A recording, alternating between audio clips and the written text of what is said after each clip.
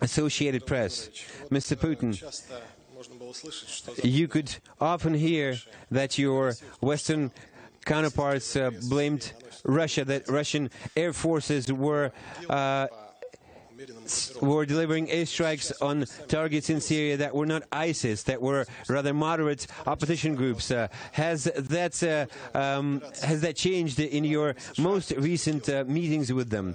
And my second question, the US-led operation against ISIS has failed to destroy this terrorist group.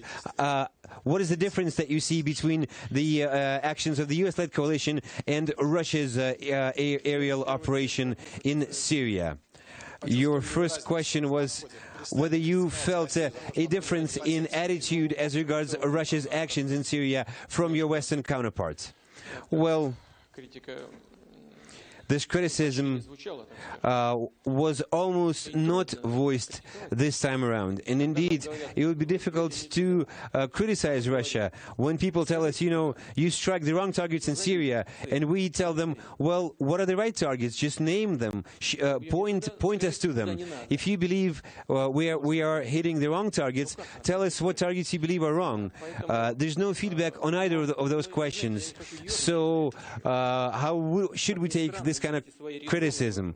Now, I don't want to be too sarcastic about it, but of course there are reasons for this kind of attitude, and one of them is that they are afraid to designate territories for us that we shouldn't hit, because out of fear that we will deceive them all and will specifically deliver airstrikes on those no-go areas. I think here they judge about us based on their own ideas of decency and righteousness.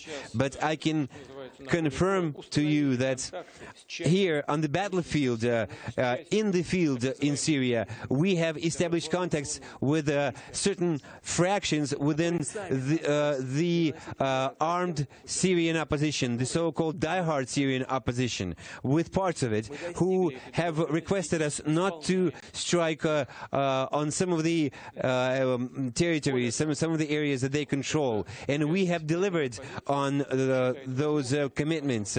Now, part of the Syrian opposition believes it possible to start active military engagement against some of the terrorist groups, primarily ISIS, provided our air support, and we are ready to provide that air support to them. If that happens, that would mean that President Assad's troops on the one hand and the Syrian opposition on the other hand are waging war on a common foe. It seems to us that would be a very helpful basis for further activities aimed at achieving a political settlement in Syria. Actually, as a matter of fact, during my recent meeting in Paris within the Normandy format, that was a proposal tabled by the French President, Mr. Hollande. We actually have made our first steps in this direction. They have been positive so far. We really need support from the US, European nations, Saudi Arabia, Turkey, Iran, in order for this process to become irreversible. And that is what we were discussing in much detail with my colleagues today.